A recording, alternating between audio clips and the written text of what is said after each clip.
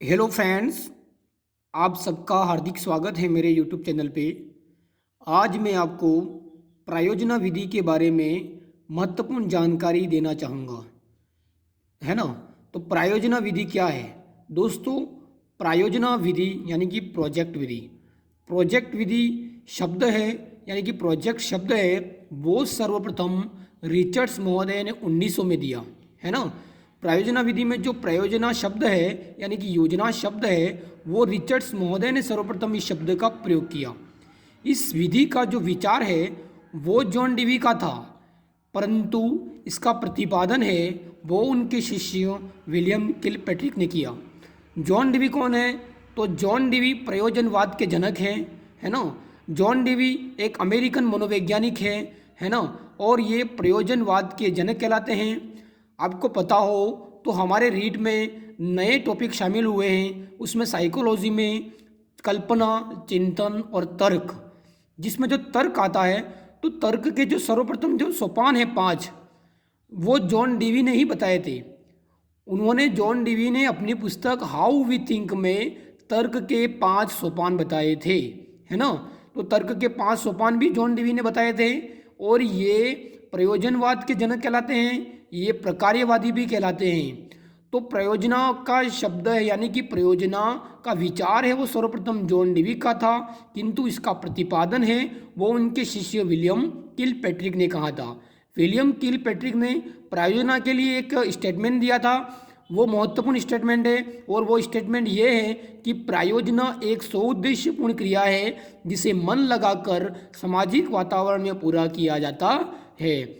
इसके अलावा ये प्रायोजना विधि में ऐसी विधि है, इस विधि पर थॉर्नडाइक के तीनों नियम लागू होते हैं।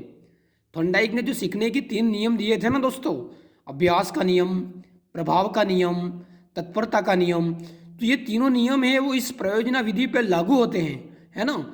प्रायोजना की जो विलियम किलपैट्रिक ने प्रायोजना 4 प्रकार की बताई थी। कौन कौन सी बताई थी?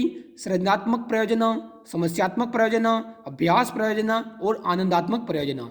इसमें जो सर्वश्रेष्ठ जो प्रयोजना होती है वो सृजनात्मक प्रयोजना होती है, यानी कि रचनात्मक प्रयोजना होती है। यहाँ समस्यात्मक प्रयोजना का मतलब होता है समाज की समस्याओं को हल करने से, है ना।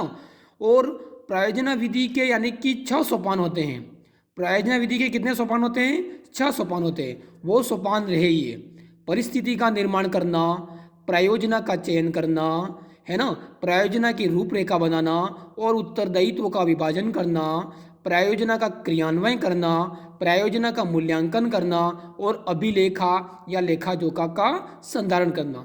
उदाहरण के द्वारा, जैसे कि विद्यालय की खाली जमीन पे हमें बगीचे का निर्माण करना है, तो सर्वप्रथम एक अध्यापक है वो परिस्थिति का निर्माण करेगा अपनी क्लास में, बच्चों के सामने ये कहेगा कि हमारे विद्यालय में भी जमीन खाली है, क्यों नहीं हम भी वहाँ पे बगीचे का निर्माण कर दें। इस प्रकार की परिस्थिति उत्पन्न करेगा बच्चों के अंदर, उत्प्रेरित करेगा बच्चों को। फिर बच्चे हैं वो उस परियोजना का चयन करेंगे कि हमारे सर कह रहे थे कि यार विद्यालय में बगीचे जमीन खाली है, हमें बगीचे का निर्माण करना चाहिए। तो बच्चों ने वो परियोजना का चयन कर लिया, उन्होंने एक ग्रुप बना लिया, है ना। और ग्रुप बना के उन्होंने तीसरे में क्या किया, उसकी रूपरेखा बनाई कि कौन से भाग में कौन से पौधे लगाने हैं, आने जाने का रास्ता कहाँ होगा, है ना। वो पूरी रूपरेखा उन्होंने बना ली, कितने मीटर का गार्डन बनेगा।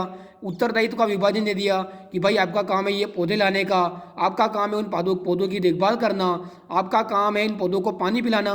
सबका अलग अलग काम बांट दिया, उत्तरदायित्व का विभाजन कर लिया हमने तीसरे सोपान में, है ना। इसके बाद में हमारा जो चौथा सोपान ये है कि प्रायोजना का क्रियान्वयन करना। फिर वो सभी लोग मिलके जो जो जिसको पौधे लाने के लिए लाया था वो सभी ले आए और सबने मिलकर उसको क्रियान्वयन किया। फिर प्रायोजना का मूल्यांकन करेंगे कि हमने बगीचे का जो निर्माण किया वो किस प्रकार से हुआ। उसका मूल्यांकन करने के बाद में सभी अपना अपना अभिलेख और लेखा जोखा संधारण प्रस्तुत करेंगे। तो इस तरह से प्रायोजना के 6 सोपान होते हैं, है ना। तो प्रायोजना विधि के गुण क्या क्या हैं? तो गुण ये हैं कि ये सहकारिता आधारित क्रियात्मक विधि है, यानी कि सहकारिता जिसमें सभी मिलजुल कर कार्य कर रहे हैं। समवाय के सिद्धांत पर आधारित है।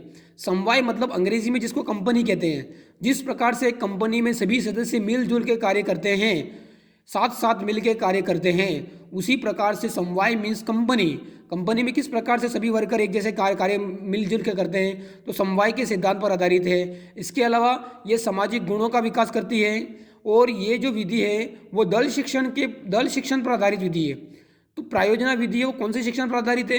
दल शिक्षण पर आधारित है। यह स्वयं कार्य करने और परीक्षण करने की आदत का विकास करती है। इसके अलावा यह विधि है वो अनुभव एवं क्रियाशीलता के आधार पर आधारित है।